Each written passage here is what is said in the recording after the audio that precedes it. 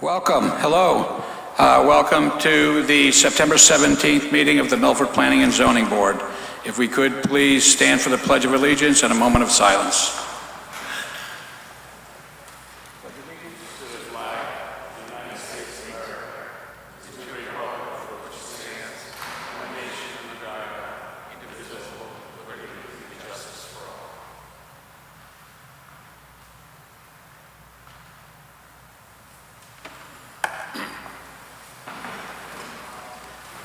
Thank you. Sue, if you could please call the roll. Mr. Agnesi. Present. Mr. Allen. Present. Mr. Anderson. Present. Mr. Hirsch. Here. Mr. Collegian. Present. Mr. Macchio. Here. Mr. Mortimer. Present. Mr. Sadi. Present. Mr. Zaharias. Present. Chairman Quish. And I'm here as well. Looks like we have a full board. That's a good thing. First order of business is a proposed regulation amendment 24-5 petition of Mayor Anthony Giantasio for a change to Milford zoning regulations, Article 5, Section 5.21, smoke shops, vape shops, tobacco shops, and Article 11, definitions to provide regulations concerning smoke, tobacco, and vape shops within the city of Milford. This was continued from September 3rd. It needs to close by October 10th, and the vote needs to happen before or on the 14th of November. Mr. Mayor, you have the podium. Good evening, members of the board, and good evening, David Solkis. It's good to see you, good to have you back. I'm back again with the proposed regulation. If there's any questions, I'd be happy to answer them at this time.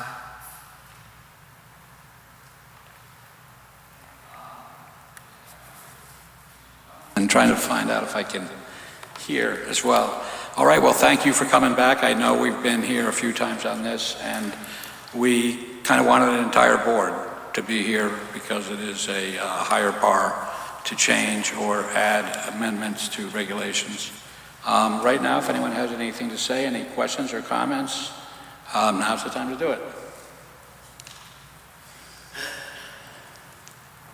Okay, seeing none, I would hear a motion.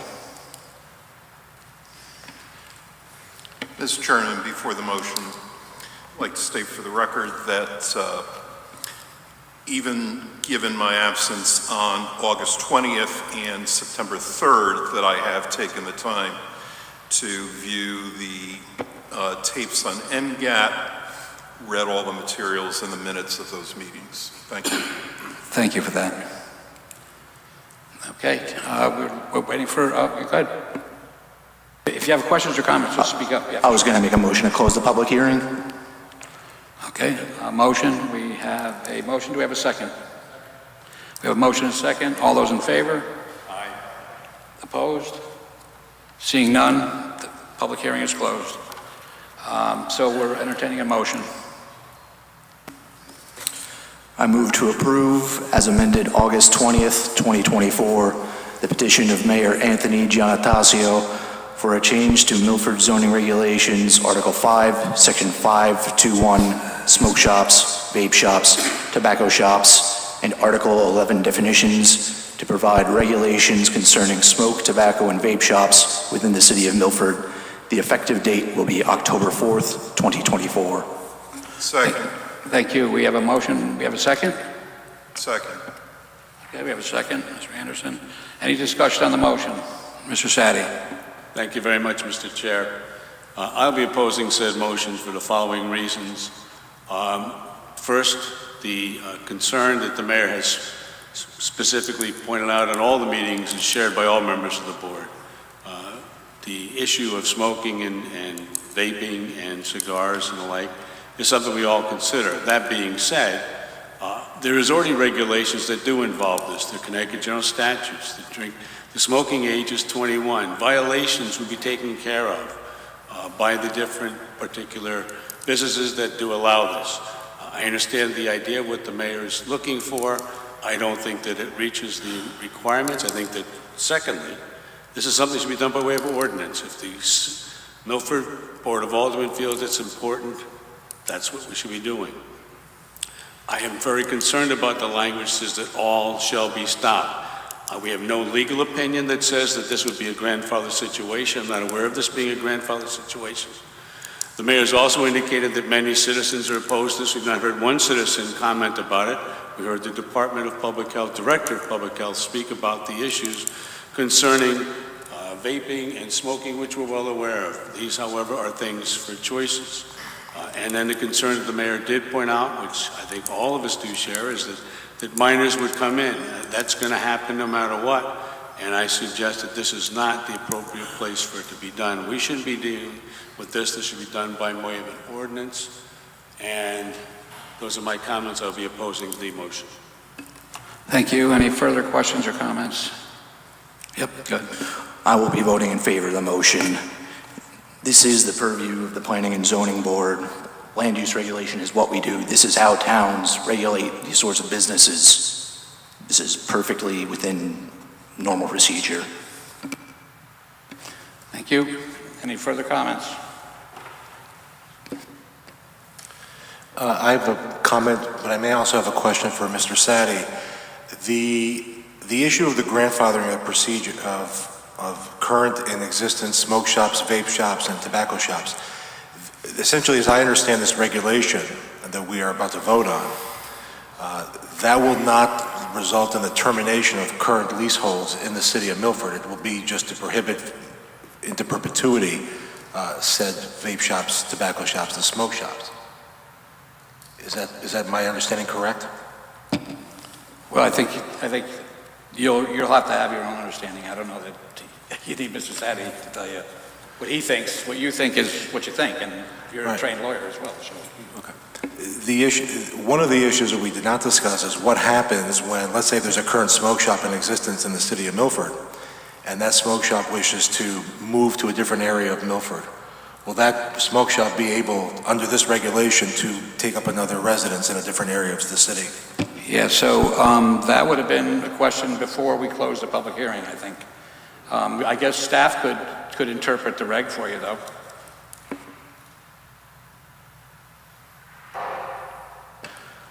Like any pre-existing, non-conforming, legal use, if it leaves a particular site, that's it. Then the use goes away. As a perfect example of that, under our regulations, you may remember we had a lot of adult bookstores.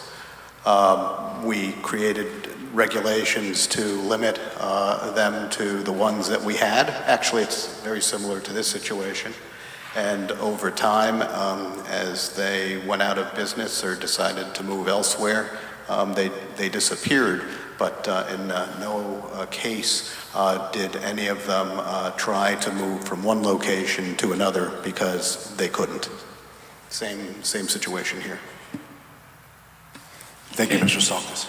Any other comments or discussion? I would like to make a couple points. One is I think this is out of the purview of this board. I think we look at land use. So the land use is retail, and what is sold in that retail establishment, I feel that it is not up to us to decide. So that's my thinking. I think it's also an affront to free market. If you have a store, you rent space, you buy goods at wholesale, you sell them at retail. That's the way we do things in the USA. I also think that enforcement is an issue. We have a 20% threshold of, is it floor space or sales space? Is it, you have a wall rack, and if 20% of that is used, or 100% of that is used, but a certain percentage is floor space, there's no real definitive way to come to that calculation of whether or not you've met the threshold to be under the 20% to allow you to sell what you want to sell. I also think that there's no realistic enforcement from the one person that we have that is the enforcement person for the city to go through these and do some kind of a calculation that we don't even have metrics on. So I'm against it. I think it's potentially a good thing to limit the visibility of the vape shops and the number of them. That's all well and good. I think that this board could look at our signage regulations, and if we find, blinking neon signs offensive, we do have what I feel are legitimate avenues to restrict that, and that's where I would be in favor of trying to truncate the visibility of this. Also, I think that at the end of the day, there's no way that this is going to affect any health concern. I don't think there's one less puff of a vape that's going to happen because of this. People want it, they're going to get it on the internet, they're going to get it on the stores that have it in every, whether it's a local store with only a small amount of floor space or if it's a full-on vape shop. So anyway, those are my thoughts, and I will be voting against it. Any further discussion on the motion before we vote? Mr. Hirsch? Yeah, I'd like to make a comment about the free market issue. I too believe in free markets, but I believe in regulated free markets. And if the question on the table is whether this is a reasonable regulation in a free market space, that's really the threshold question we're dealing with. And each person here has to decide whether this is a reasonable regulation of a free market enterprise. Just like, and if we assume that cigarettes and vape and cannabis are vices, well, we as a board have the ability to regulate vices. We've been doing it since 1791.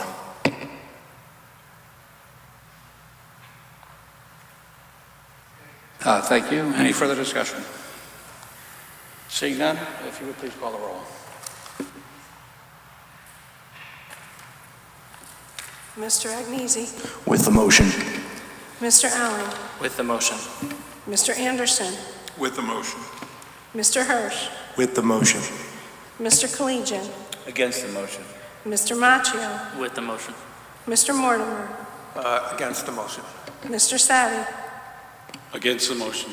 Mr. Zahardis, I'm with the motion. Mr. Chairman Quish. I'm against the motion. 6-4. The motion passes 6-4. Thank you. Thank you. I appreciate it. Thank you very much. Have a good night.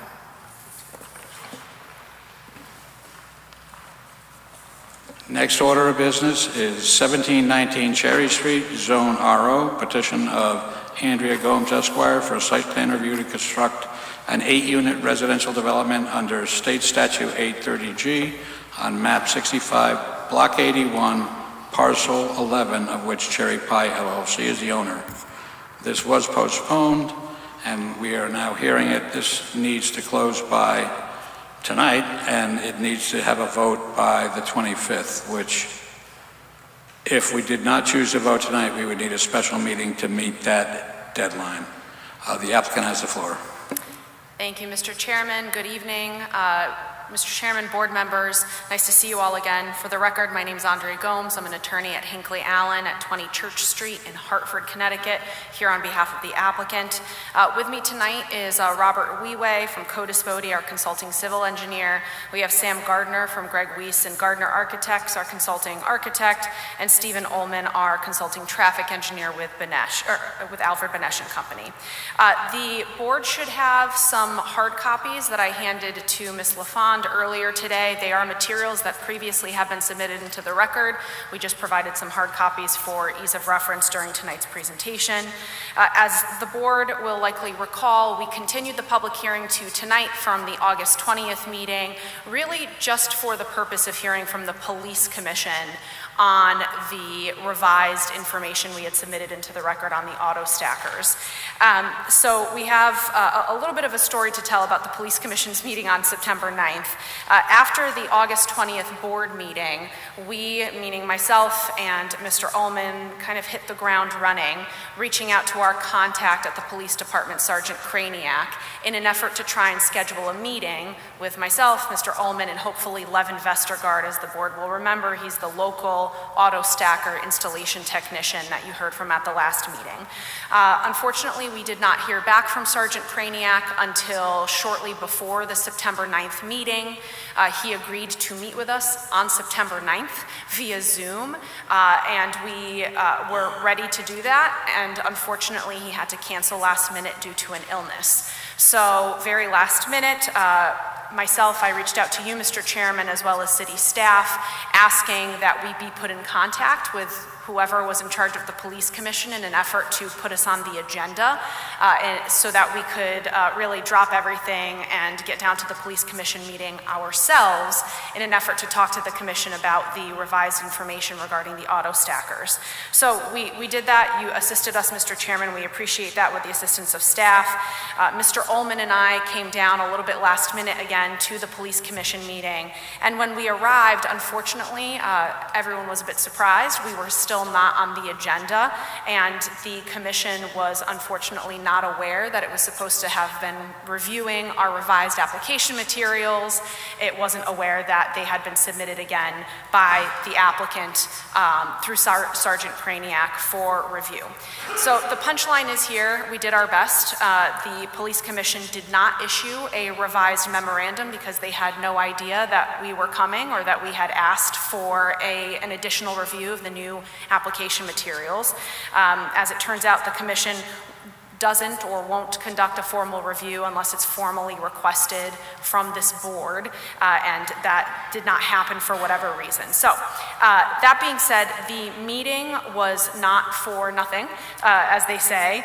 We were able to present some of the information to the commissioners, and we were able to answer a number of questions.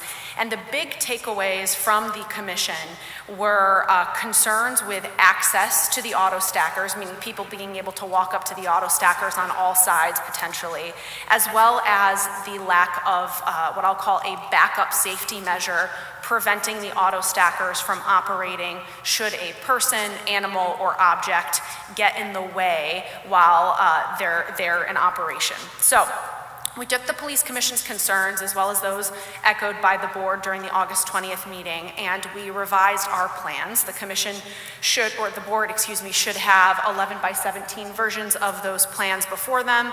I know Mr. Sulkis is trying to pull up our PowerPoint, which again, the board, excuse me, has before in hard copy. But what we did was we took the board's concern, and it was you specifically, Mr. Chairman, at the last meeting, regarding the exposure of the auto stacker lifts to the elements. As the board may recall, the prior plan showed covered parking underneath the building, and the auto stackers were beyond that. And we switched it. We raised the building by about a foot, we extended the building by about a foot, and we were able to locate the 4 proposed auto stacker lifts with obviously the at-grade parking underneath them, underneath the covered parking area. This protects the auto stackers from the elements, and you know, the applicant does maintain what we discussed at the last meeting, which was that these units were designed and built to last both outside, exposed to the elements, and inside, but we heard the board's concerns and we wanted to address them, so we moved them under the covered parking area. And I see Mr. Sulkis is still trying to pull it up on the PowerPoint, but in any event, the revised plans also provide for a couple of additional things in response to this board's questions. We provided an enclosure on the southerly side of the building, which is now enclosed with a wood slat wall. There is a detail in the architectural plans that the board has before it, and we also included a fence on the southerly side of the site, effectively enclosing the auto stackers on 3 sides now that they are underneath the covered parking area. We also revised the landscape plan to match, which essentially all it did was add some additional plantings in front of the trash corral or at the southerly portion of the trash corral. And lastly, while this is not shown on the plans, we did note when we submitted the plans to Mr. Sulkis and team that we will be proposing as an approval condition the installation of motion sensors, or what I keep hearing referred to as eyes, the same motion sensors you see on garage doors. They will be installed for each of the 4 auto stackers, which will address the board's concern with the auto stackers operating if something gets in the way. These motion sensors will ensure that the auto stackers will stop mid-operation if, again, a person, object, or animal gets in the way and crosses in front of that motion sensor. And the board should keep in mind that this is in addition to the safety measures already in place, the keyed console, the push-to-operate buttons, meaning that the auto stacker cannot move up or down if someone doesn't have their finger on the button, and the emergency stop button. So we are hopeful that these additions have addressed the board's concerns. And I'll come back to the approval conditions generally in just a moment. Before we do move off of the plans, I will remind the commission or the board, and do want to point out something that perhaps was not abundantly clear during the last public hearing. If the board reviews the revised site plan that it has before it, it will see a gray hatched line which reflects the existing limit of pavement as it exists today. With this development, we're actually extending the pavement to the west further onto our property, thereby expanding that driveway. So we are reducing the impacts overall and bringing more of the traffic onto our side of the easement area. So I did want to point that out to the board because we did spend some time speaking about the shared driveway easement. Now, moving on from those revisions, we did receive yesterday a memorandum from Mr. Podluski, the city engineer, providing us with some additional comments.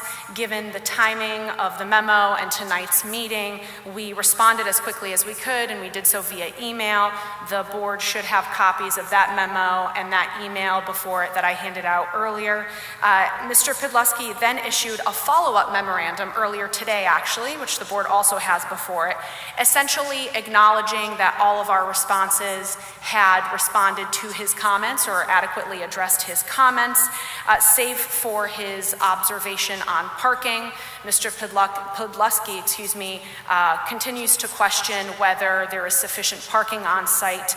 But as we've stated in prior submissions in writing to this board, as well as during the last public hearing, we maintain there's more than enough parking on site. As we said previously, we meet the state standard as amended, General Statutes 8-2 as amended by Public Act 2129. Of course, we understand the city has opted out of that, but it's still relevant that we meet that state standard.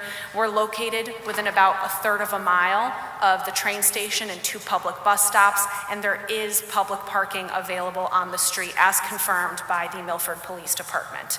I'll also note in any event that the number of parking spaces is not a safety concern here, which is the crux of the board's review under 830G, as this board knows, and Mr. Podluski did acknowledge in his response today that he is, the purview of 830G is not within his wheelhouse, so to speak. So before I conclude this initial part of the presentation, Mr. Chairman, I did want to take the opportunity to review all of the approval conditions that we have proposed for this board since the beginning of this public hearing. The board may remember we listed a good number of those in our July 30th submission, that tab 1 memorandum, but we've had additional conditions discussed throughout the public hearing, so I thought I'd take the opportunity again to review them for the board. These initial ones were listed in our July 30th memorandum. The first being the applicant will obtain Milford Historic Preservation Commission approval prior to the issuance of a building permit if such approval is deemed to be legally necessary and appropriate. Number 2, the applicant will take reasonable steps to preserve the existing red maple at the site frontage.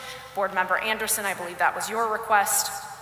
Number 3, the applicant will ensure that all snow removed from the site is stored within the snow storage area depicted on the approved plan, and if the snow on site does not fit within that area, the applicant will remove excess off-site. Number 4, the applicant will submit prior to the issuance of a certificate of occupancy an operations and maintenance plan regarding the auto stacker lifts. Number 5, and this is the one we just discussed today, the applicant will install a motion sensor for each auto stacker vehicle lift, which will stop the auto stacker from operating in the event a person, animal, or object crosses the sensor while the auto stacker is in operation. In response to Mr. Podleski's memo, we had agreed to assign these spaces affiliated with an auto stacker to a particular 2-bedroom unit. We agreed to add a detail for the trash enclosure to the plans. We agreed to replace the concrete curbs along the property frontage if they're in poor condition and need replacement. And we agreed also in response to Mr. Podleski's memo to note on the plans that the roadway will be inspected daily after the conclusion of work and swept as necessary. And then one last approval condition, which we noted several submissions ago, was compliance, which we had agreed to with the fire marshal's requested revisions in his June 4th, 2024 memorandum. So with that very brief overview, Mr. Chairman, I would suggest that we pause. The board can ask any questions. I defer to you, of course. We can certainly pause for public comment, and then I do have some comments in conclusion before we close the public hearing. Thank you. We did keep the public hearing open, so are there any questions or comments from the board at this time? Mr. Sadi. Thank you, through you, Mr. Chair, to Attorney Gomes. Thank you very much for the time you spent with us. We're trying to sort through, and I'm trying to sort through right now, the most recent documents you gave us. Yes. Those have been filed, and with the city, ours are not dated copies. Were they all filed today? No, they were previously, and you can certainly, I will, through you, Mr. Chairman, to Ms. LaFond and Mr. Sulkis, we submitted those documents previously. The revised plans were submitted, I believe, last week. The response to Mr. Podleski's memo, we received Mr. Podleski's memo yesterday. We submitted our response via email yesterday, and then we received a follow-up email today. So those did make it into the record yesterday and today, but the plans were last week, I believe. Okay, so the question I have about the plans, and it goes back to the beginning of your discussion. Could you explain a little bit better a foot was moved, and Yep. we got to the cover, because I don't think we've ever discussed any covering over the stackers. Can you just explain that a little bit better, please? Certainly, Board Member Sadi. So we, at the last, just stepping back a moment, at the last public hearing, I believe it was you, Mr. Chairman, right before the board moved to continue the hearing, you echoed your concern or reiterated your concern with the exposure of the auto stacker units to the elements. Snow, sleet, rain. We had testimony in the record confirming that they were designed and meant to operate outside, but the board nevertheless was concerned with ongoing maintenance and longevity of these units given their exposure to New England winters. So what we did was we evaluated moving the auto stackers into the covered parking area, which has been proposed as part of this application since its inception. We've always had a covered parking area, so we essentially just moved the auto stackers there. In order to afford enough space for the auto stackers to operate appropriately with a car on them, we had to lift the building slightly. So we lifted it about 12 inches, or the building grew in height by about 12 inches. And in order to accommodate 4 spaces with the auto stacker, we had to extend the building in length by about a foot as well. And that really summarizes the changes that we made to the site plan that the board has before it. And thank you very much. It's on the screen. Thank you, Mr. Sulkis, for getting it on there. It's a new system, apparently. So, yes, and Board Member Sadi, you will see there the 4 cross-hatched spaces. That's where we placed the auto stackers. They're now covered. We also included a fence on the westerly side of the site. I understand that. More specifically, what we see is only apparently the ground level, but there's going to be 2 more stories above that covered parking space. Correct, Board Member. So we did submit revised architectural plans, which do depict the minute changes to the floor plans to accommodate that additional spacing.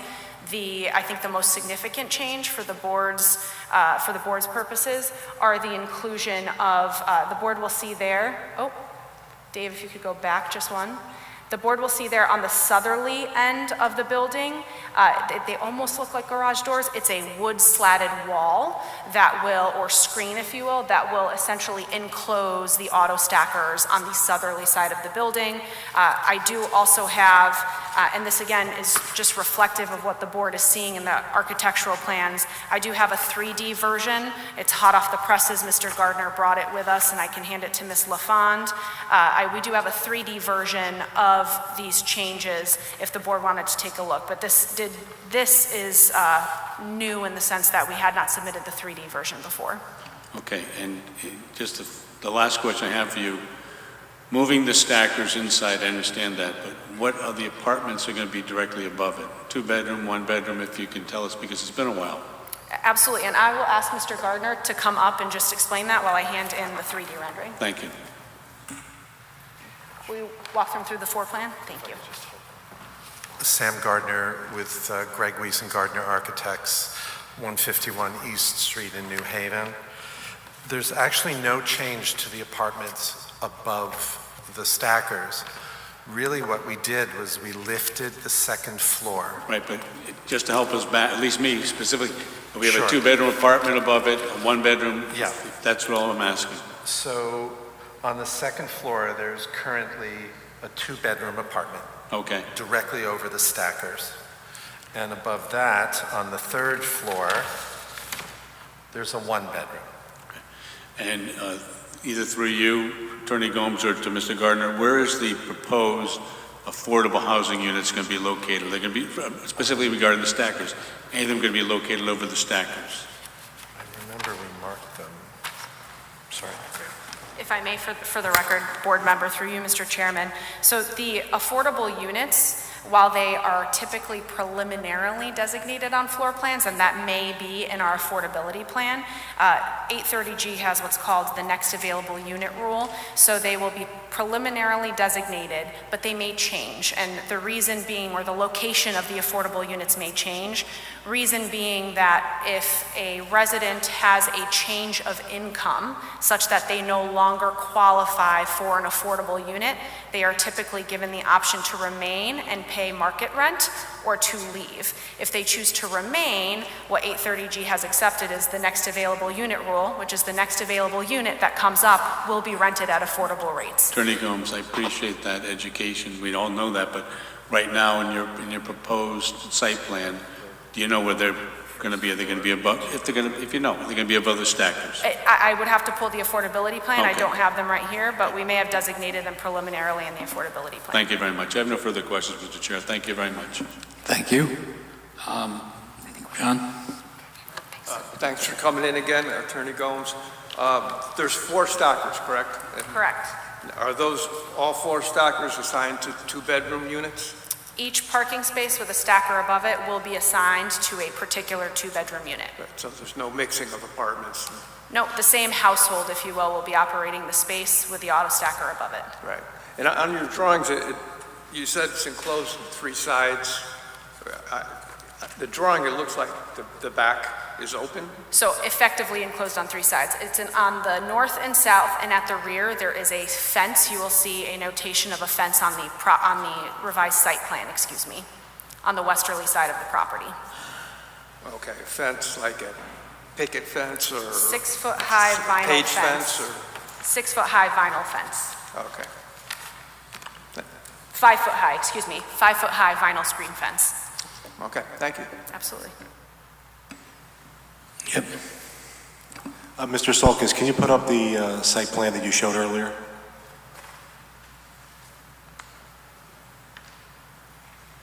No, the one that had the other one you showed. Yeah, that's good enough. So, Attorney Gomes, good evening. How are you? Well, how are you? Great. So we're talking now, the property at issue is 1719 Cherry Street, am I right? Correct. And then next door to it is 23 Cherry Street. I believe it's 21 Cherry Street, but it might be Whatever it 23. is, 21 or 23, fine. And those 2 properties are separated by this driveway? Correct. Is there an easement between the 2 properties? There is an easement, Okay. and that's in the record, board member. Yeah, and that's in the reason, okay. So if I understand correctly, then the individuals who reside at 1719 Cherry Street, assuming we vote for it, they enter and are they permitted under the easement regulations or rules to make a wide turn onto that driveway at 21 Cherry Street to then back in? A wide turn, so going beyond the shown easement area to back into the parking spaces? Yes, in other words, to go into where it says assumed location. If someone to pull in, make a wide left turn to then back in, would that be permissible? Well, judging by the plan, board member, that's likely beyond the easement area. Yeah. But again, as we've shown in the record and we discussed at length last time, you don't need to go onto the abutting property. You can fully circulate into and out of our parking spaces within the easement area.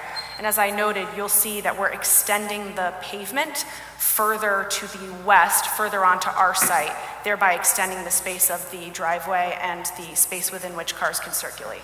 Yeah, see, the focus, what you're talking about is what I understand is reasonable use. In other words, how a reasonable person would use the parking area. I'm trying to think of foreseeable uses. I could see in a scenario where an individual pulls into the parking lot at 1719, makes a wide left turn onto the 21 Cherry Street parking lot, and then goes directly back in. Well, through you, Mr. Chairman, Board Member Hirsch, respectfully, I'd say that the same thing could happen for the abutting property owner. I'll put that into the record. There's no demarcation or anything on the pavement. The abutting property owner could certainly be using our property as well to circulate, so that's important to keep in mind.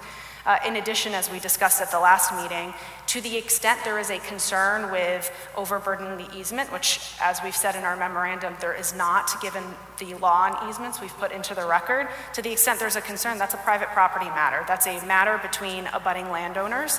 And then the last comment I'll make, and I say this with all due respect, of course, is 830G does not play with speculations or hypotheticals.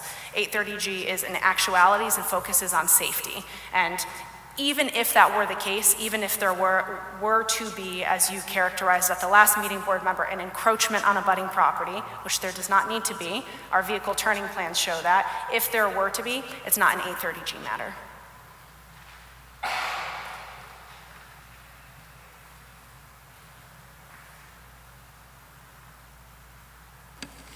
Any further questions or comments, Mr. Sadi? Thank you. I apologize, I forgot about this. We would have to make a motion to approve your plan.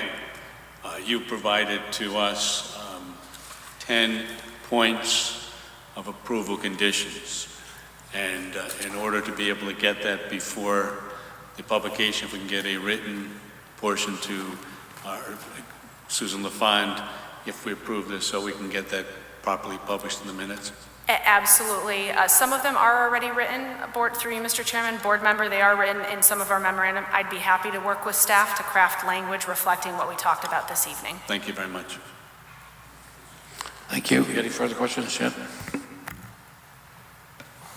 Mr. Chair, through you to Attorney Gomes. Good evening. Good evening. I believe that you spoke to the issue of the preservation of the mature tree in the front yard of the Yes. lot, and I wondered if you would put that on the record again this evening. Absolutely. It was one of the proposed approval conditions that I listed during my presentation, and it is written in, I believe, our July 30th memorandum, but we will make every reasonable effort to preserve, I believe it's a maple, at the site frontage. Thanks very much.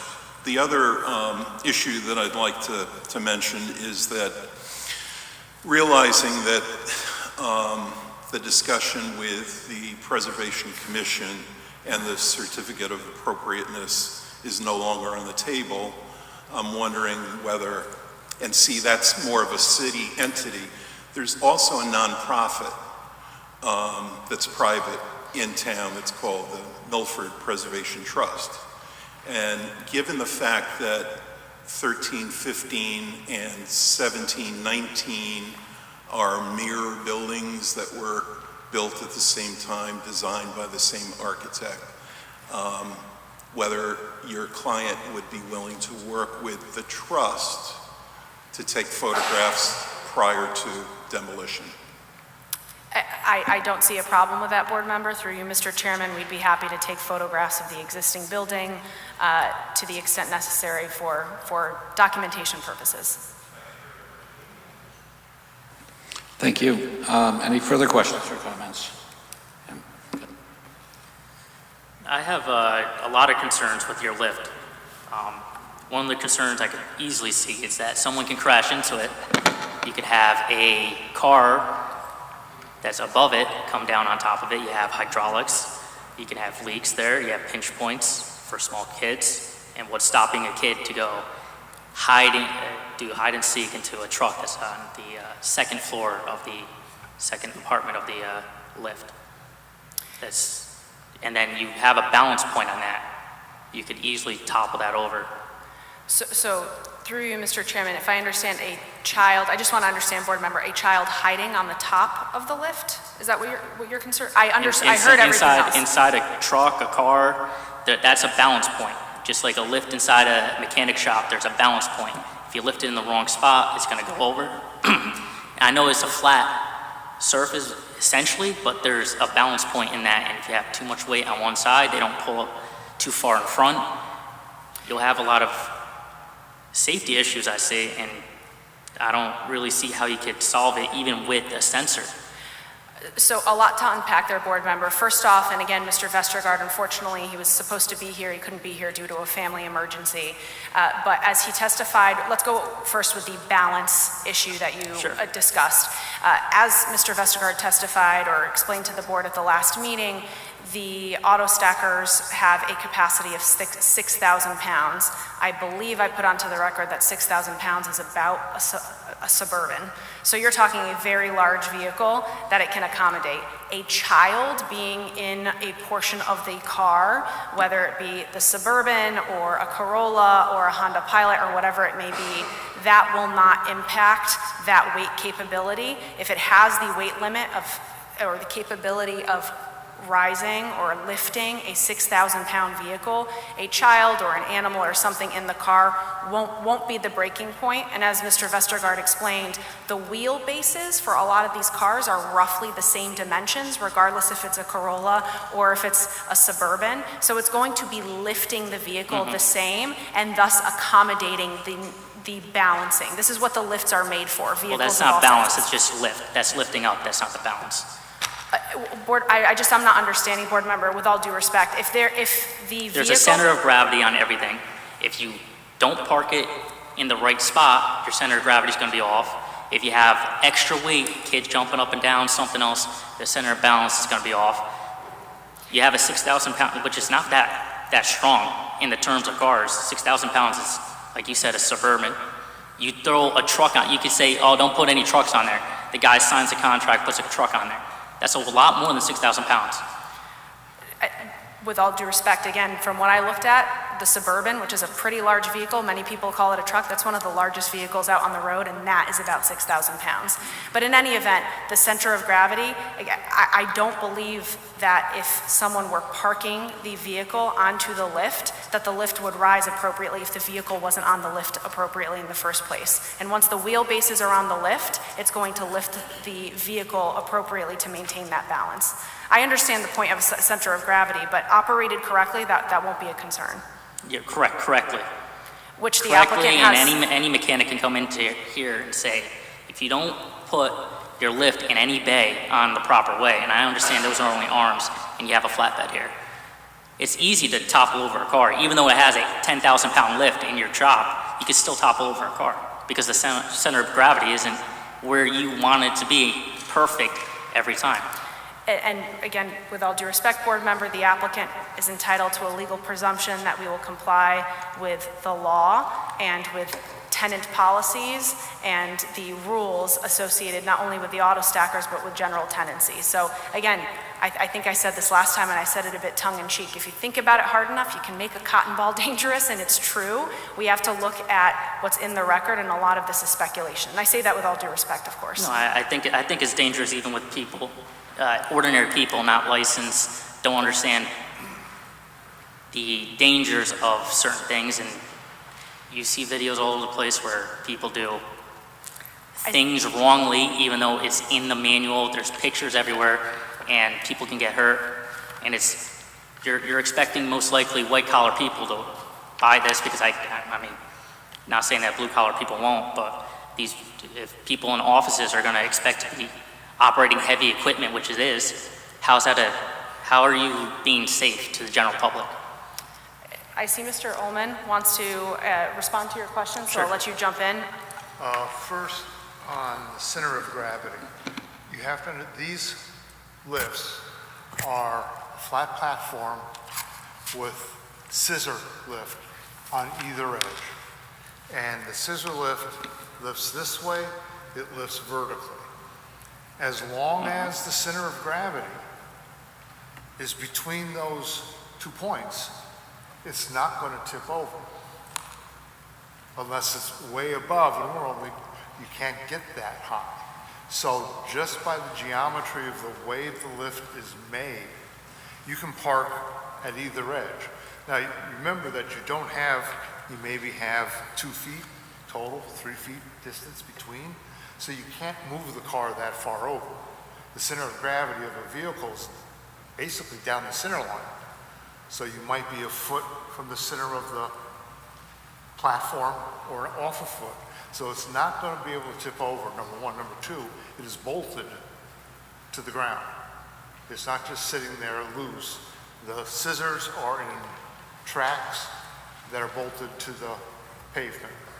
The only other thing I can say, I'm sure the attorney would mention it, is the device is set up as a fail-safe device.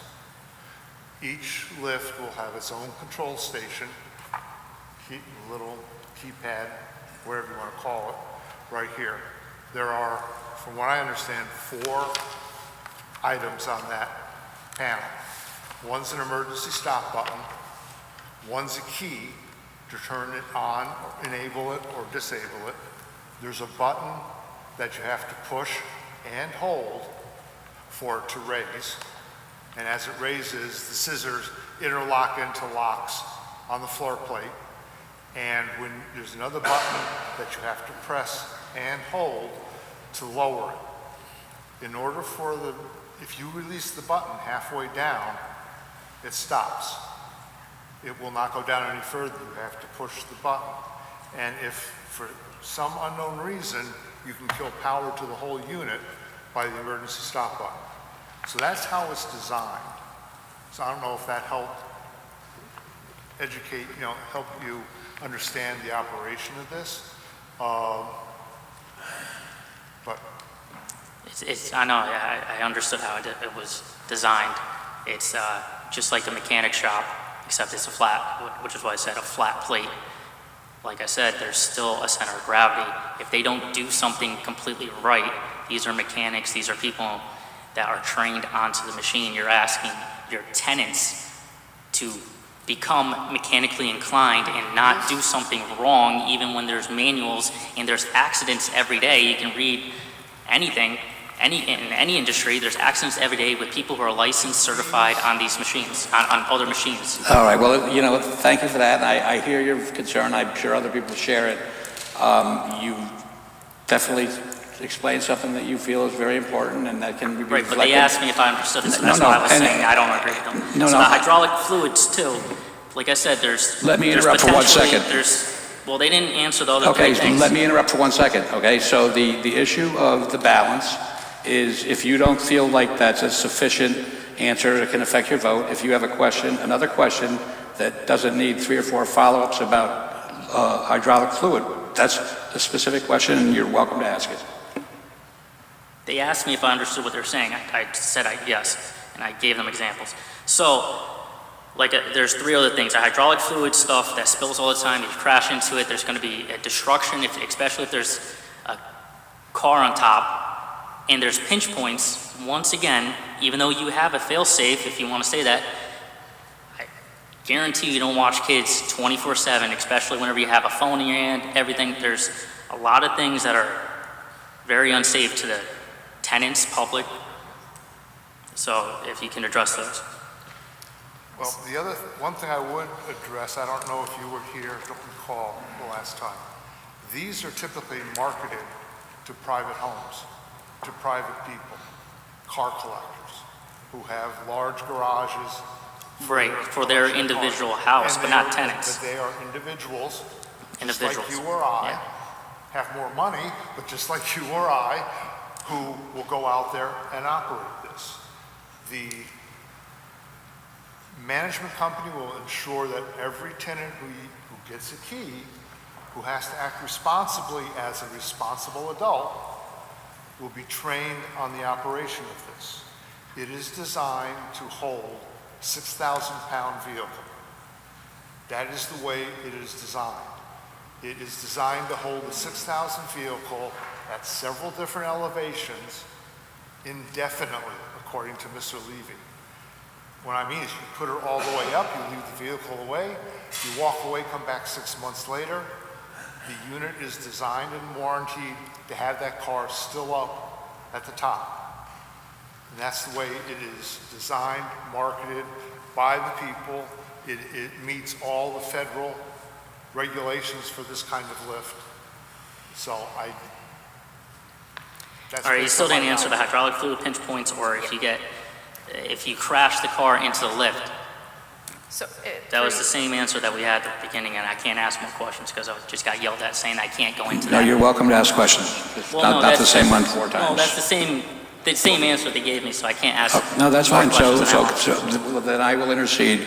I Well, would just- ask you, please, to answer his question. What happens if a car smashes into a lift when there's 2 cars there? And talk about pinch points and talk about the safety elements that he's concerned about. Absolutely. So regarding the hydraulic fluid, again, Mr. Vestergaard couldn't be here, but at the last hearing, he testified through you, Mr. Chairman, that it's going to be very difficult to hit the lifts given their location and the angle that is needed to get to them. It's going to be very difficult to actually hit these lifts on. Impossible or difficult? Very difficult. I didn't say impossible, board Okay, member. So so- very difficult to hit the Right, that's a very important word, right? It's not impossible. board member. Nothing's impossible. I reiterate, and I say this again with all due respect, if you think hard enough about a cotton ball, you can make it dangerous. We're looking at what is likely or probable. And if we have 2 vehicles parked, one underneath the lift, another vehicle, first of all, is very unlikely to be able to hit that lift on the broad side, as Mr. Vestergaard said. And even if it did, you have I think a 2,800-pound lift that is bolted to the concrete. It's unlikely to be structurally impacted. With respect to hydraulic fluid, if there is a concern, as we've put into the record, the stormwater management system will address hydraulic fluid so that there are no off-site impacts. And again, if there is a concern with hydraulic fluid, just as if your car is leaking oil or any of the sort, you call the technician who's on call to come and address it. But for all the reasons we've discussed, these units aren't going to just come crashing down. They're going to lock and stop in place until you get the maintenance addressed. Now, with respect to the pinch points, as you called it, again, I'll ask the board to think about a garage door. We've put in the motion sensors. We are talking about training. We are talking about maintenance. We have all the fail-safes on the console. We have the legal presumption I've mentioned repeatedly that we will operate these things as they're intended to be operated and will comply with the law and the rules and policies of the residency here. All of that together, I'd say that the pinch points should not be a concern. We've put in all the fail-safes that are necessary and required. And I think Thank you. at this No, I point think we're meeting it. that's answered. And I do respect your concerns, and once we close the public hearing, we have a motion. You're welcome to present your feelings to the rest of the board to see if you could persuade them to think the way you think. But at this point, I think you're not going to get someone from the applicant to agree that there's a danger. So if you think there is, then you definitely have a vote and you have a voice to try to convince the other board members at the appropriate time. But thank you for your concerns. Are there any other questions or comments from the board at this time? I too share concerns. I don't like that there's not a locked door on the whole. I appreciate you've done a lot of work to try to accommodate different objections. I don't see it as preventing vandalism, for example.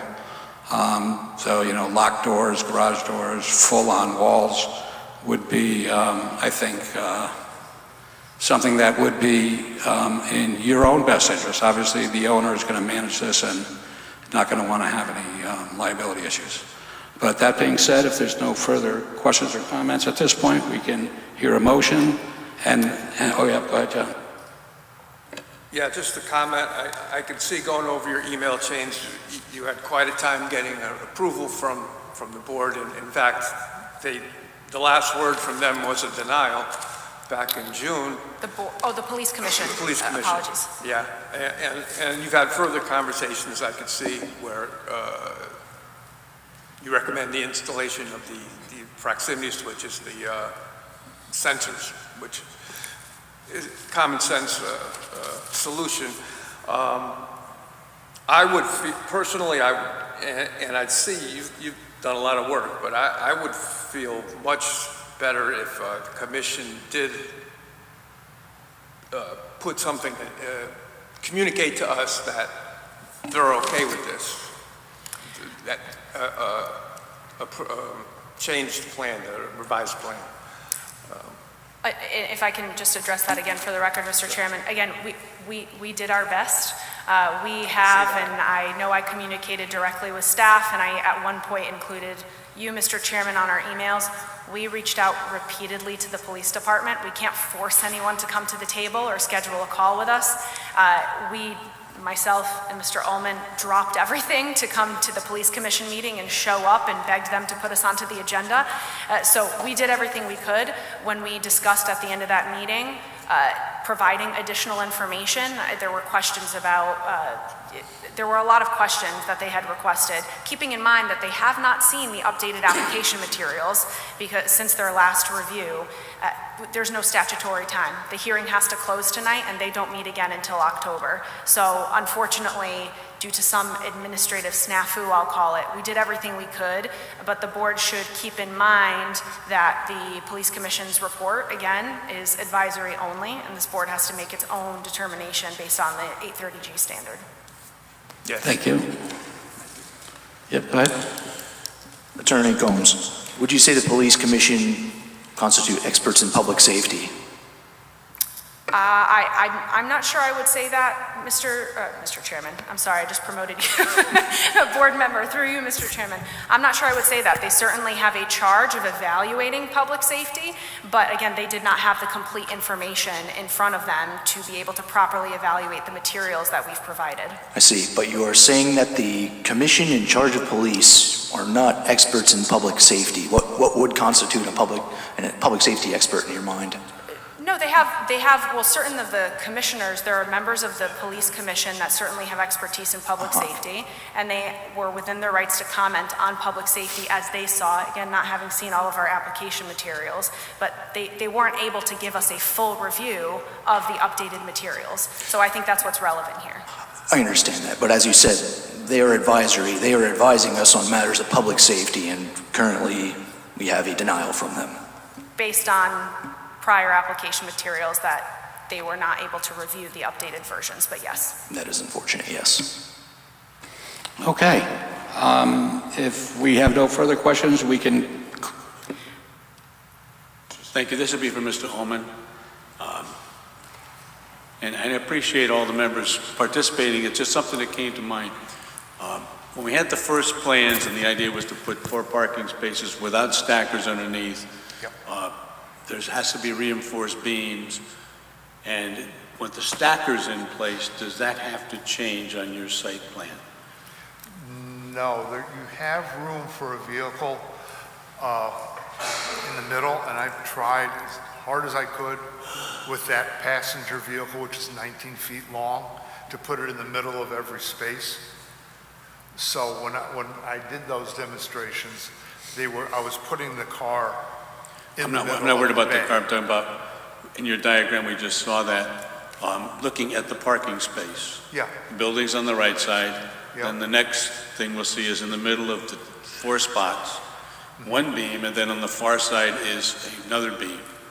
So we'll make sure there's enough beam strength, whatever, in case there's any problem pulling into the stacker improperly, the stacker malfunctioning, that's not going to topple the 2 stories above it. Board member, through you, Mr. Chairman, I think that'd be more of a question for Mr. Gardner, our architect. Fair enough. So just confirming that without that being.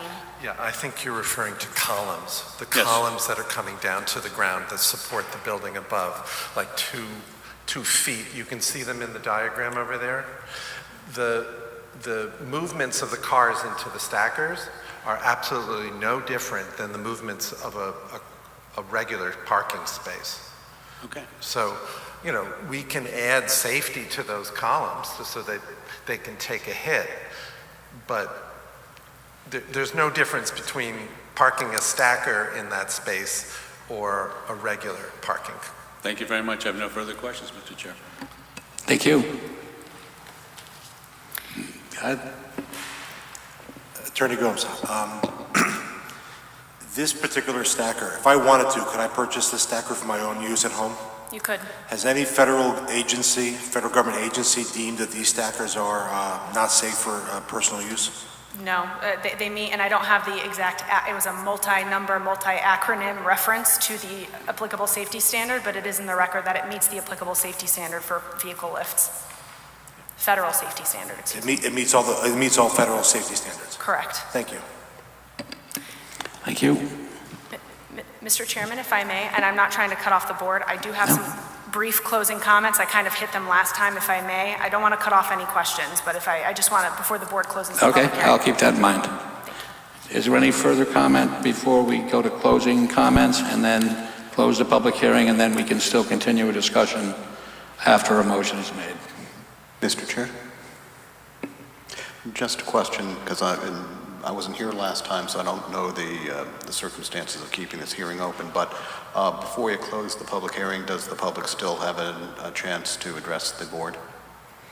I would have to revisit the language. I think we kept the public hearing open, but closed public comment, but I don't recall 100%. So Okay, just asking the question. I will, before we close it, I will ask the public if anyone wants to come, just in case we did not. Okay, thank you. Good point, thank you. And the applicant has no objection of that, of course, Mr. Thank you. Chairman. Okay. Without objection, please continue with your closing statement. Thank you, Mr. Chairman, board members. I want to just touch up and do what I can to wrap this all in a bow, so to speak. I did, I believe, provide some of my closing comments at the last hearing, not knowing that we were continuing the hearing to this meeting, so I'll try and breeze through. But I'm going to again reiterate the 830G standard. This board knows it well, but I think it's worth doing as you enter potentially your deliberations. The commission cannot deny, unless there's a substantial public health or safety concern that clearly outweighs the need for affordable housing in the region and in the municipality, and that cannot be addressed by reasonable changes to the plans. And this is important here. We've had this discussion repeatedly throughout this multi-night public hearing. The courts are very clear that speculation is not appropriate. The public health and safety concern needs to be a documented, quantifiable concern, no what-ifs and no hypotheticals.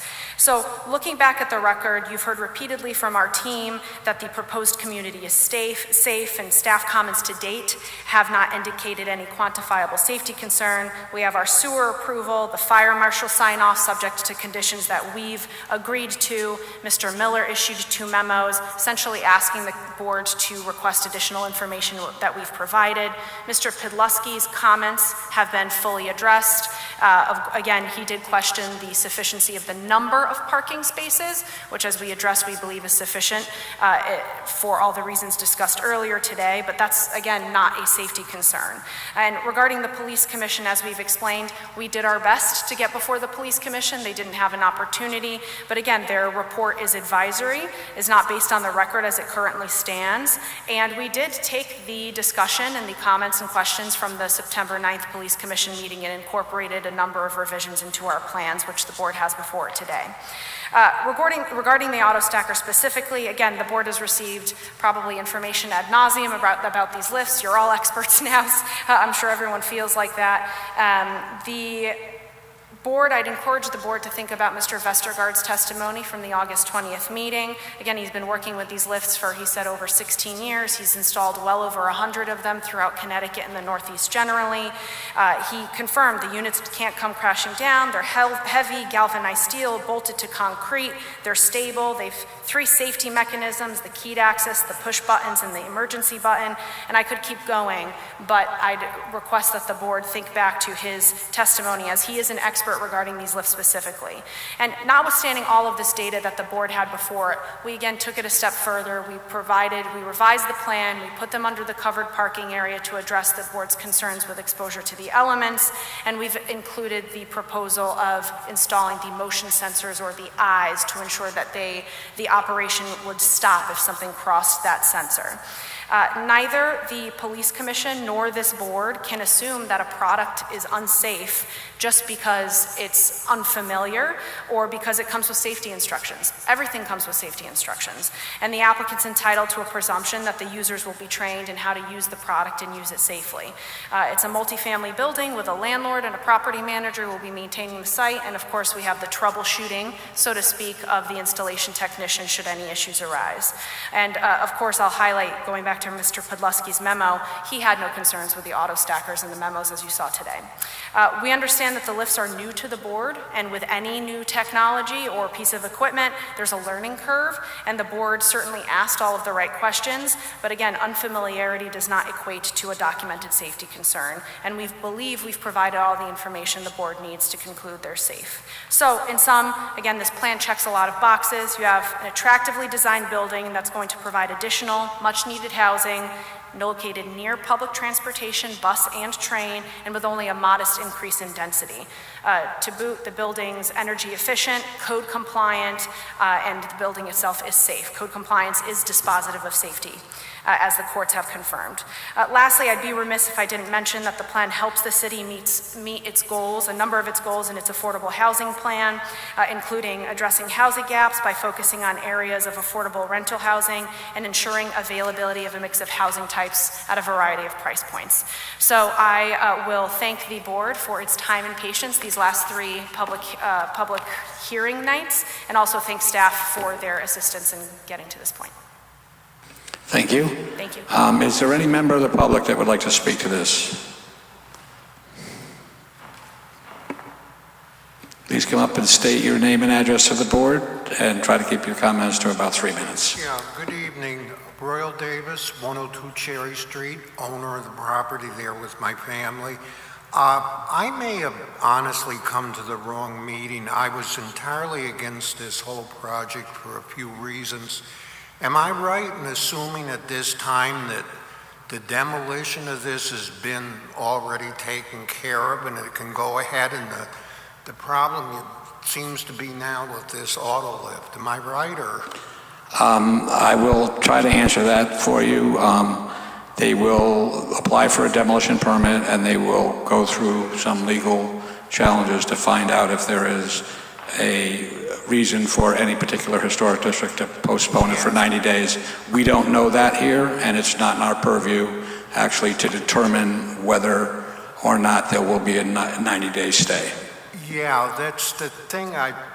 What really upsets me about the thing is that those are Boston double houses that, I mean, it's the style of architecture. You don't see too many of them, and all this really does is let the proponents of this put in something larger than what, would be allowed without it. And this has gotten to be, I believe, a very serious problem. You should take a look at it, each one. Milford's fast changing, but unfortunately not in a good way, and it's just not because I've lived here all my life. I know people that have lived here, their families, much longer than I have. Unfortunately, many have moved away. With all this crowding and everything, it's getting very hard to even drive around a lot of these places. It was given as one of the reasons in Fairfield why GE left. And what all of this is really doing is you're just creating conditions here now that people are trying to move away from. And thank you for your help, with trying to find out what historical commission is on the demolition of this, and that's all I have to say. Thank you for your... Well, thank you for your comments.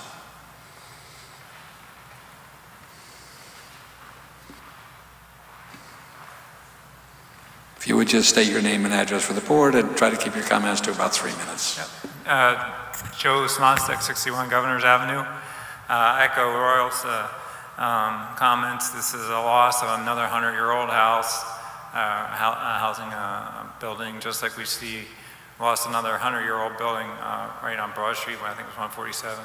So we're just continuing to see our buildings getting demolished. And what we see is people moving in and saying, well, I want to be in this quintessential New Haven town, and yet you're tearing down the town. They're tearing down the town. So it's just, you know, the goose that was like the golden egg, right? So pretty soon we're just going to be a place with big new buildings and no New England charm. So I know I'm late to the game on this one, but I just want to put on the record that I'm against this proposal. And I hope that we can continue to try to save our historic buildings in the town. Thank you. Thank you.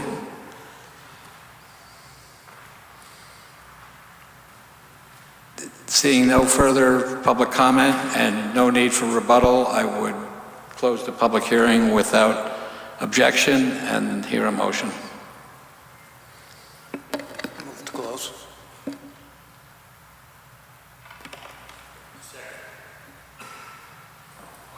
Let's hear the motion. I make a motion to approve. Is that what we're talking about now? Okay, so a motion to close has been granted.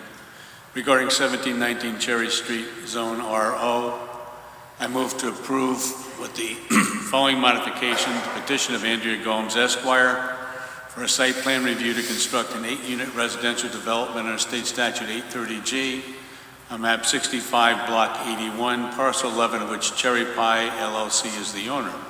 The modification is the 10 points of reference that Attorney Gomes referred to on behalf of the applicant this evening. She described those of approval for the plans to go forward found in previous written documents, which she would submit if this is passed, a written document to the board so we can have it for our record in the minutes. Thank you very much, Mr. Chair. We have a motion. Do we have a second?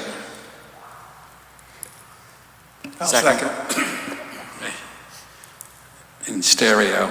Okay, now we have an opportunity to discuss this motion with ourselves. If we deem appropriate, I'd open by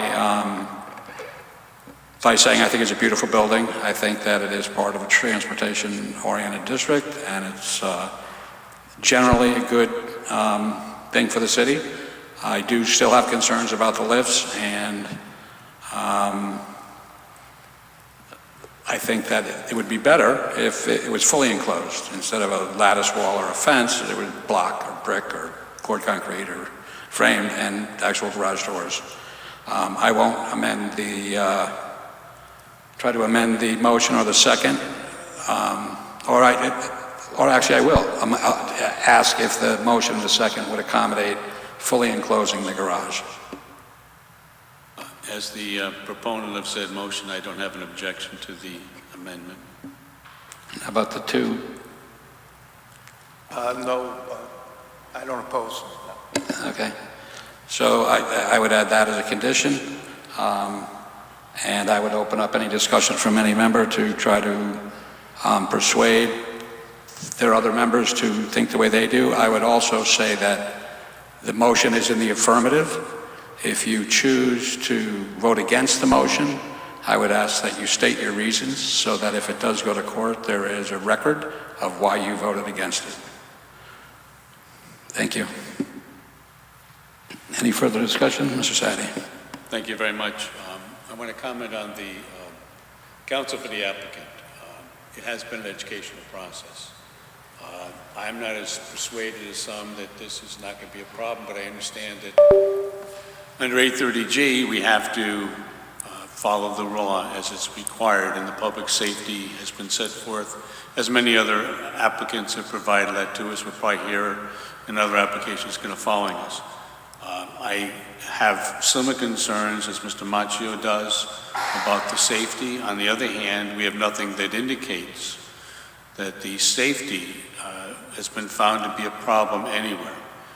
I don't agree completely that we cannot engage in speculation, can engage in reasonable inferences, but I see that there's nothing to indicate that the testimony, if you want to call it, or the comments made by the individual with the lift company who could make it here tonight have concerns. And I've listened over time.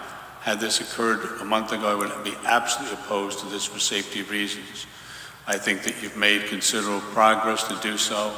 Had we not had this amendment that was proposed by the chair, I had still the same concerns. That being said, those are my comments on the record. Thank you, Mr. Chair. Thank you. Any further comments? Yeah, I can echo Mr. Sadi's comments that for me, in an ideal world, with the police commission's comments, we would have an itemized list of exactly what changes that could have been made would have resulted in an approval. We don't have that. So I am asking myself the question, what were my safety concerns? I asked some questions at the last meeting, and I think the meeting before that. With the information that I had going into those meetings, I would most likely have opposed the project, but I do feel that both with the information provided and with the change in the layout, and in particular in closing the auto stackers, that my concerns have been addressed. And so for that reason, I am going to support the motion tonight. Thanks. Thank you. John? Yeah, I have a comment and a question. I do believe the auto stackers are safe, but I have to say, not having an approval from the commission, and I understand they're not meeting again until October, that's still troubling because we're not safety experts. Is there any mechanism whereby we can get a meeting with the commissioner, or a decision from them, a ruling, indication of their approval, or we can postpone this approval until they have a meeting? Do we have any recourse at all in that regard? I think that we can ask staff that. My instinct is that if it was denied, they could come back with another application and have a whole process. But I don't really foresee that would be. And I think the question of whether they're safety experts or not, I think it's kind of like us. We're not safety experts, but we're asked to make decisions. They're citizens that are appointed to a board. They're not necessarily safety experts, as we are not necessarily land use experts. So I think it's similar. It's a civilian board, and I think their concerns are probably what ours are. So I think you'll make your own decision on whether they've been substantially or completely addressed with the accommodations that the applicant has made. But Mr. Sadi, if you would weigh in on whether or not there is another avenue. Mr. Sulkus. Oh, Sadi, Sulkus, the other S word. So the challenge here, well, first of all, you're correct that if you wanted to turn this down based on it being incomplete because you don't have that report from the police commission, that's within your purview. But also, as what was stated, if you look at what they were interested in before and the discussion that came up in their last meeting, which Attorney Gomes brought up, they aren't dissimilar to some of the questions you have, and it's up to you to decide whether or not you've got adequate answers about those issues. We have a deadline, and the issue here is this has to close tonight. There's no other extensions that can be granted. That report would not be part of the record because the record ends tonight. The issue is closed. So there's no other mechanism to take into account what may or may not happen in October at this point. Okay, thank you, Mr. Sulkus. Any further comments from the board? Any discussion? Mr. Anderson? Thank you, Chair. Just briefly, this is a much better project than what was introduced in July. I think over the course of the last several months, the applicant has worked out a lot of the concerns that we as board members have asked them to. And as a whole, it's a good project. It adds to our affordable housing component, and so therefore I will be voting in favor of the applicant. Thank you. Any further discussion on the motion? Seeing none? The commission, which advises this board on matters of public safety, has denied this project, the review of the project. Therefore, I will be voting against it. Very good. Any further comments, discussion on the board? Yep. A couple of things. I will be voting in favor of this project. I had a long discussion and question and answer session with Attorney Gomes. And one of the concern I had centered around whether if we granted this application, it would lead to an interference on the property at 21 Cherry Street. In other words, an interference with the use and enjoyment of that property. But when I've looked into the issue of interference, I believe the standard is whether it is a substantial interference. And to that I will cite for the court, because however this turns out, this may be reviewed by a court. I'm going to cite to the case of Sylvain versus Pate, 2019 Con Super Lexus 2362, which cites to the Connecticut Supreme Court case of Pesty versus Cushman, 259 Con 345, 2002. I don't believe this interference, if any, on the property at 21 Cherry Street with people using this auto stacker is going to be substantial because of the historic use of this particular driveway. As to Mr. Agnese's concern over the police commission denial, I don't believe the police commission had the most current up-to-date information that we've been presented after 3 hearings to flesh out all the issues. Also due to the fact that the auto stacker at issue could be purchased by anybody in this building right now with a credit card. And the federal government has deemed this to be a safe product. So the fact that the federal government says it's safe, who are we to say that it's not safe? Thank you. Any further discussion? Seeing none, Sue, if you would please call the vote. Mr. Agnesi, Against the motion. Mr. Allen, With the motion. Mr. Anderson, With the motion. Mr. Hirsch, With the motion. Mr. Collegian, I'm with the motion. Mr. Machio, Against the motion. Mr. Mortimer, With the motion. Mr. Sadi, With the motion. Mr. Zahardis, Against the motion. Chairman Quish. I'm with the motion. Motion passes. Good luck with your project.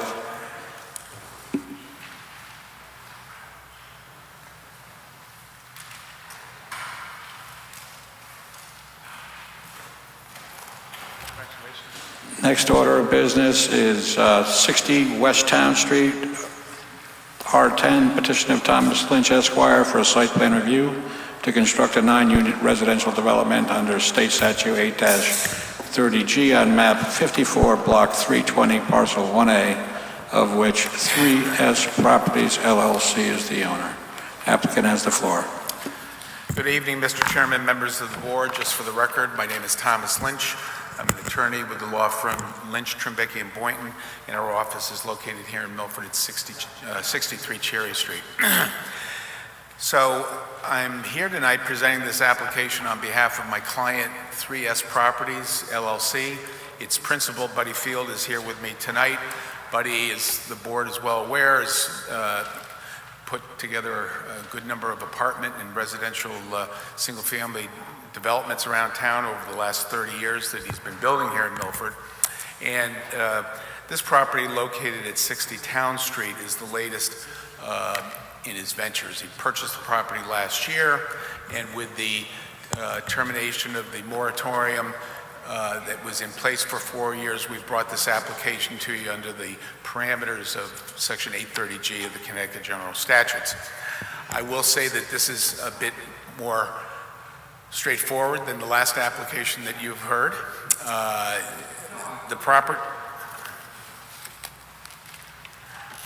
I think the board members, if they've gone to the site, you know where the property is. It's located on West Town next to the Metro North Railroad track.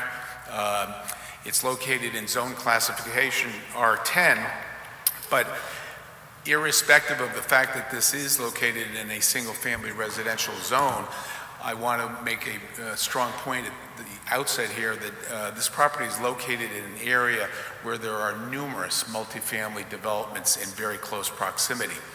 The property is located adjacent to the Jepson Drive Senior Center housing owned by the Milford Housing Authority. It's also located down Railroad Avenue from the Spinnaker apartments that were constructed back in the early 2000s on the railroad track, also next to Center Walk condominiums. Just across from the Metro North track is the apartment building owned by Richard Friedman and his company, Garden Homes Management. It's the apartment building that's located at the corner of West Town and Golden Hill Street. And then lastly, as you traverse from West Main all the way down West Town behind Laurelton Hall, there's a variety of two-family residences and duplexes along that stretch. So I'm stressing the point to you at the outset that even though this is presented under the guidelines of state statute, the Connecticut Affordable Housing Act, it is an area where there's numerous multifamily developments.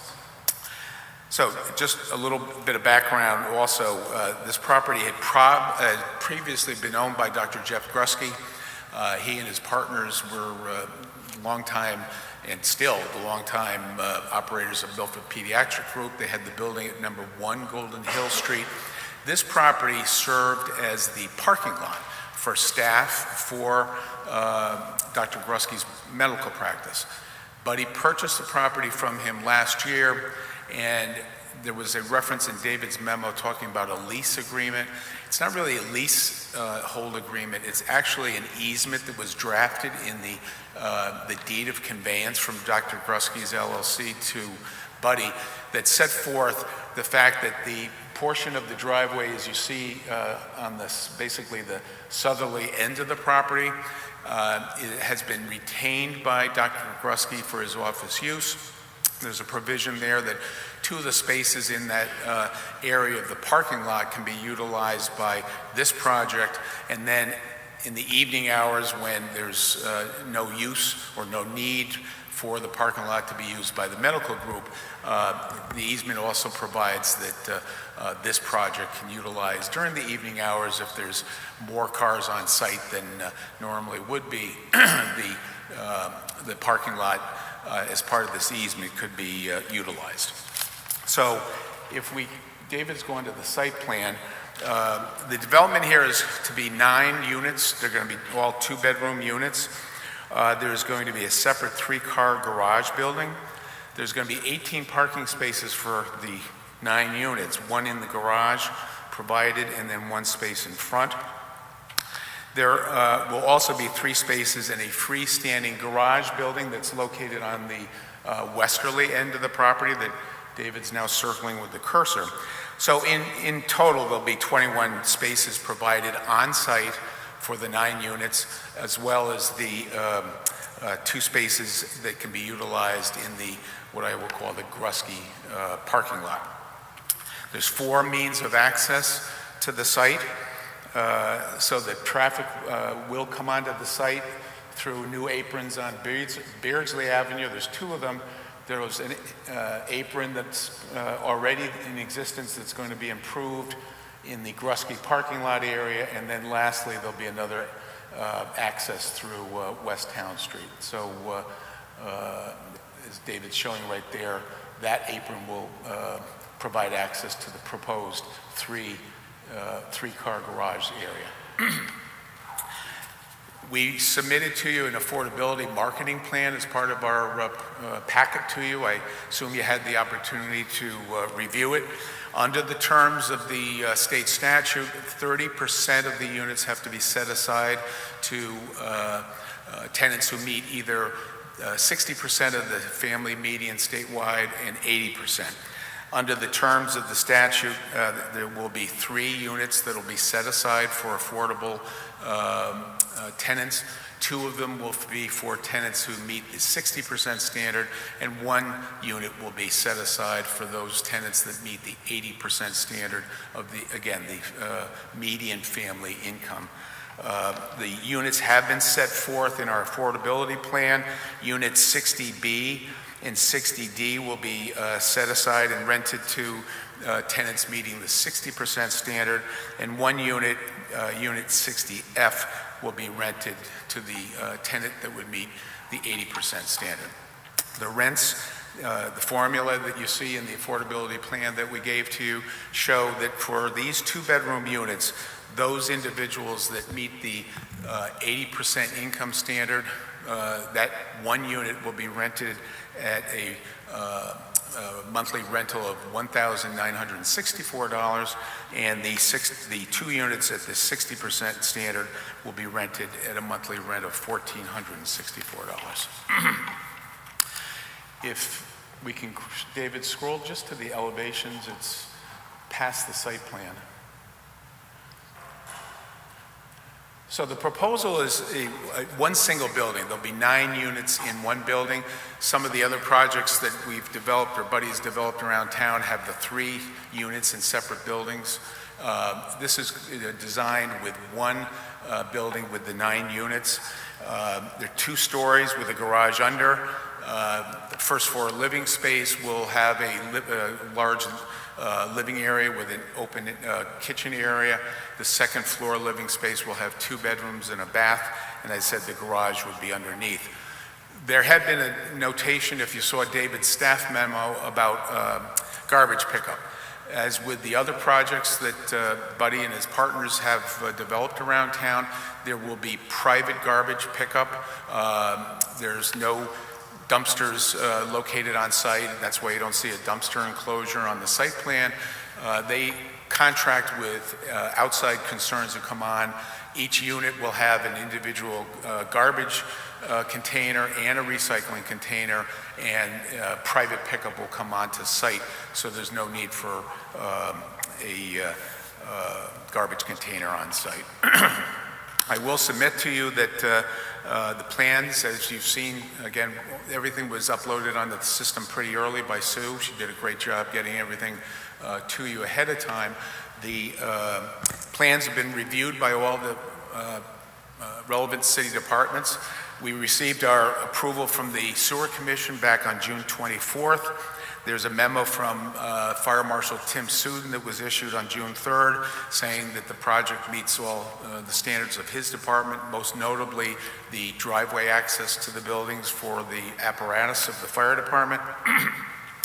There was the police memorandum that was issued by Sergeant Kraniak on July 24th, highlighting that the sight lines are excellent coming out of either exit on West Town and Beardsley, going 200 feet to either the east or the west. So he said that the project meets all safety standards of the Police Commission. The Police Commission at the following month's meeting approved his memo. The city engineer, Greg Podleski, I've got to be honest with you, I've been doing this a long time. I've never seen Greg issue a memo that was so lack of anything other than I have no engineering comments. He found that between the drainage and the proposed site development, there were no concerns raised in his memo at all. Lastly, as with board's concern, we did retain the services of Kermit Hua, who's also here with me tonight. After I complete my presentation to you, Ron will go through in more detail the elements of the site plan, and Kermit will give his traffic study. We hired him to do a traffic study to see what impact from a public safety standard this project would have on traffic in the area, and his report speaks for itself, and he'll elaborate on that. He found that this will have absolutely no impact on traffic in the area. As is the board's further standard now with 830G applications, you have requested a third-party review. Mr. Thompson is here, John Thompson, who reviewed Kermit's traffic report, and he will give you his report. And again, not to take words out of his mouth, but he concurred with Kermit that this project would have negligible impact on traffic, increase of traffic in this area.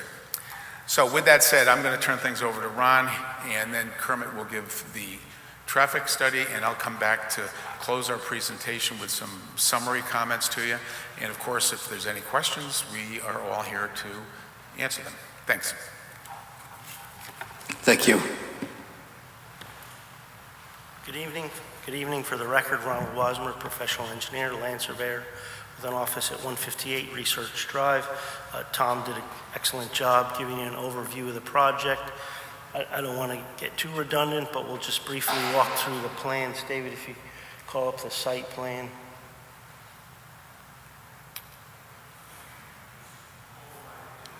Sure. Is that better? I do have a softer voice. So in front of you is the site plan. You can see the project is virtually bounded by streets on all sides, Beardsley Avenue and West Town Street. There's a parking lot, which Tom had mentioned, which serves the doctor's office as well as visitor parking and some designated parking for this project. We do have adequate parking, 2 parking spaces per unit with each unit, as well as 3 additional spaces in the garage and 2 spaces in the in the adjoining parking lot. This is a generally typical townhouse style unit. However, there's 9 units connected together, but one thing that was done somewhat different than the typical townhouse is that the front door faces West Town Street. So it kind of brings it in harmony with the apartment complexes of the Spinnaker property. The front doors of these units are within approximately 1,500 feet of the train station, so it's certainly a pedestrian-friendly walk down Railroad Avenue. West Town, as you make the 90-degree turn, turns into Railroad Avenue, which brings you right to the train station. The next several sheets are engineering sheets. The city engineer reviewed them. I worked very closely with the city engineer to try to address any of his comments before the plans come to you.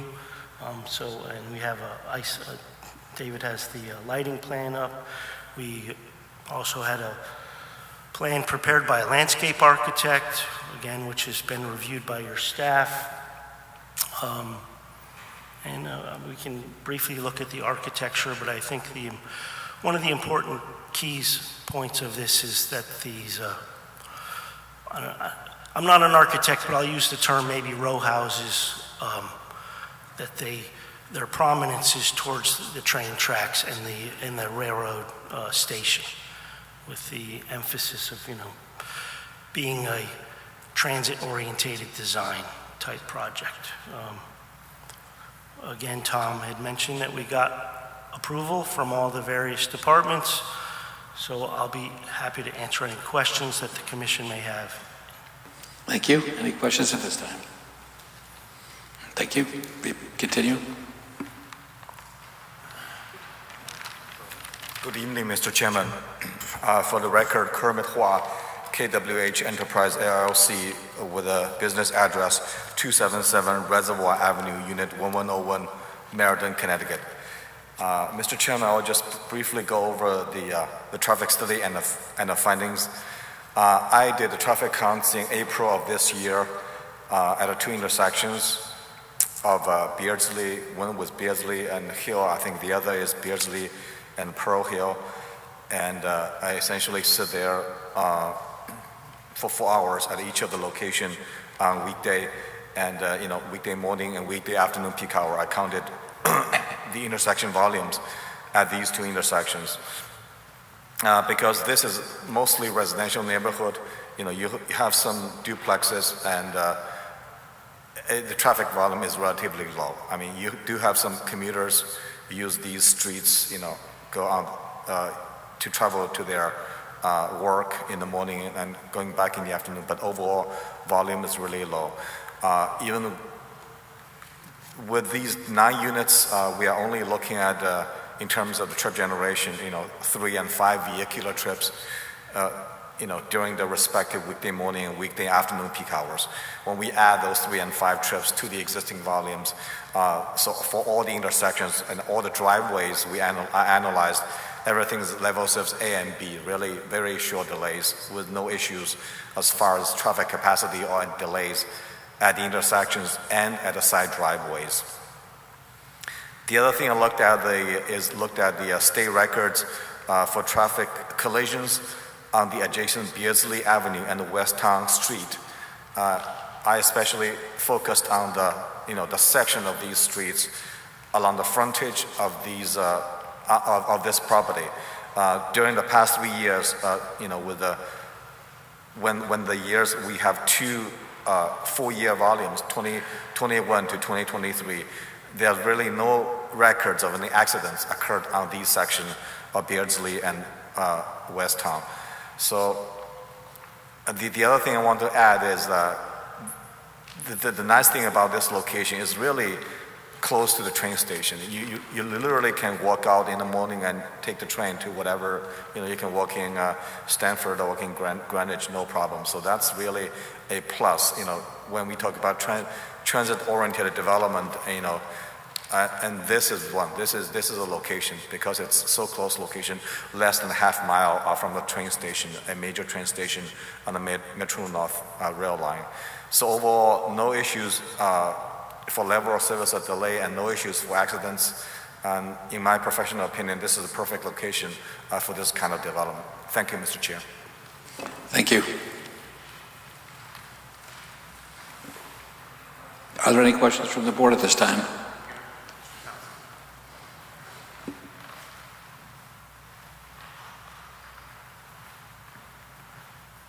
Mr. Chairman, members of the board, my name is John Thompson. I'm a licensed professional engineer with my office in Wallingford, Connecticut. I've appeared before you on other applications, and I want to reiterate the purpose of my participation in this process. I am not a proponent of the application, nor in opposition to it. My sole role for your board is to evaluate, was the traffic study that was prepared by Kermit done in a proper and professional fashion, consistent with the standards of a traffic engineer? And the answer to that question, as Attorney Lynch already said, was yes, it was. I checked his methodology, I checked his analyses, I checked his findings, I confirmed through discussions with the police department and the fire marshal's office, also received written comments from the city engineer that this project is consistent with the local environment. The analyses concluded it was a very low traffic generator in terms of actual numbers of additional vehicles that will be generated by this project. The new site-generated traffic can be easily accommodated into the adjacent roadway network, and based on the analyses, including the accidents that Kermit just discussed with you, it appears that this project, if approved and constructed, could be placed into operation without any adverse impact on the city's street system. Thank you. Any questions? Any questions from the board? No, thank you for your work. I have just one question. You have 2 curb cuts existing on Beardsley. Are they going to be one way each, one way in, one way out?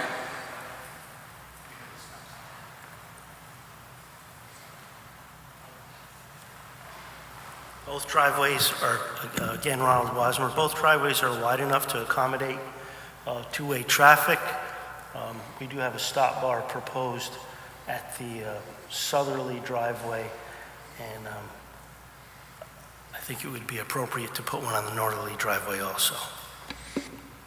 The distance between the closest driveway to the underpass? It's approximate, you don't have to get a scale out, but is it? That's fine. So that adjoining property, the adjoining parking lot currently has about a 50-foot wide driveway apron. It's really just one big driveway going in. So we're reconstructing that to build a more conventional driveway apron. That driveway apron to the railroad tracks is probably about 150 feet. So 150, then another 50, approximately, Yeah. about 200 feet. Yeah. And it's, the grade is going up from the underpass to the curb Correct. cut. It just would make sense to me if that was in only and the other one out only, just because the person driving in is either coming up the hill or with plenty of sight line. But if people think it's safe enough, then I won't argue with it. I think both driveways would accommodate two-way traffic. They're wide enough, there's good sight line, and Okay, thank you. thank you. Any questions? Yep, Mr. Sadie. Thank you. Mr. Chair, the statement first. I had it's Dr. Grusky is who you're referring to, Attorney Lynch? As the owner of the property and sold it to your client? Yes. Okay. The point is that I've known him for a long period of time. I've not seen him for many years professionally, so I do not think make any difference to my decision today. I have you beat by one. His Okay. father used to do house calls to our house when I was a kid. So It's not a question of who's going to beat each other. We'd like to get home tonight. I beat you by one. The second question, this is a question through you, Attorney Lynch. The property, again, we're using the Google Maps from time to time. It appears right now that the property that you have and you're going to put up the buildings is completely wooded now. It's all wooded, yes. And I guess the question would be, through the chair to David, why we don't have the tree commission giving us a report.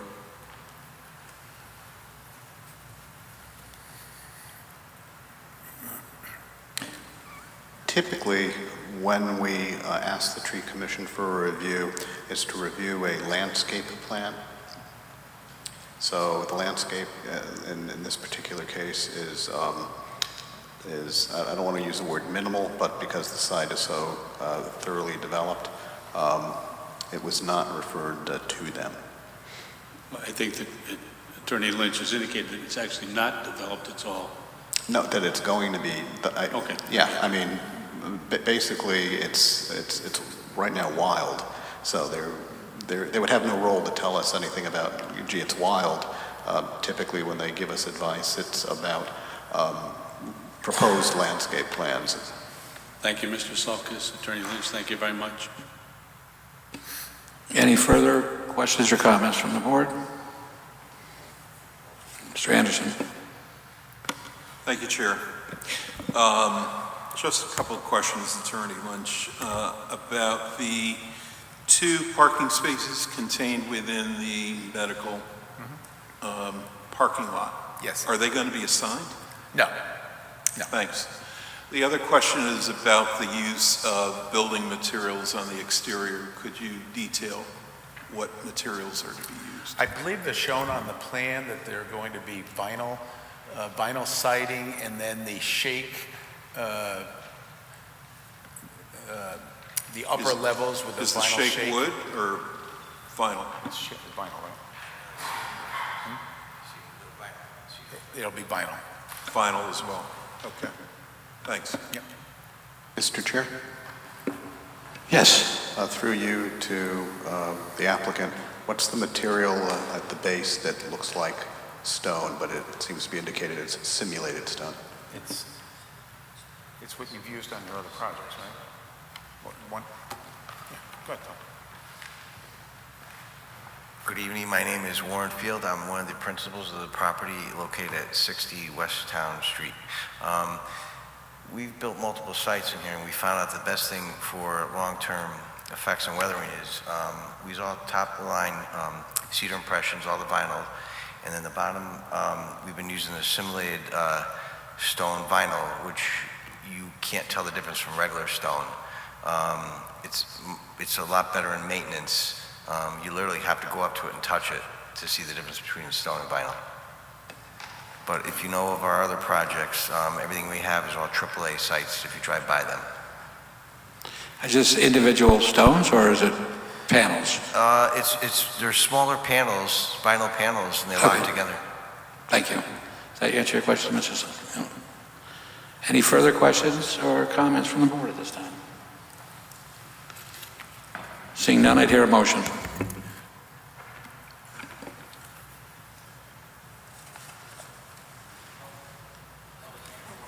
Oh my goodness. You're right. I stand corrected. I was going to make a conclusion, but if you want to have Well, we can public hearing, Yeah, we can open up. Does anyone like to speak to this as a why public don't hearing? you ask if there's anybody else that wants to speak in favor or opposition, and then I'll conclude. Are there anybody that'd like to speak to this issue? Seeing none, public comment is closed. Mr. Lynch, you can have the podium again. Thank you. No, just briefly, and again, I smiled when I heard Attorney Gomes give her conclusion because, again, as attorneys, we're always thinking that we may have to be speaking to a court later on, so bear with me.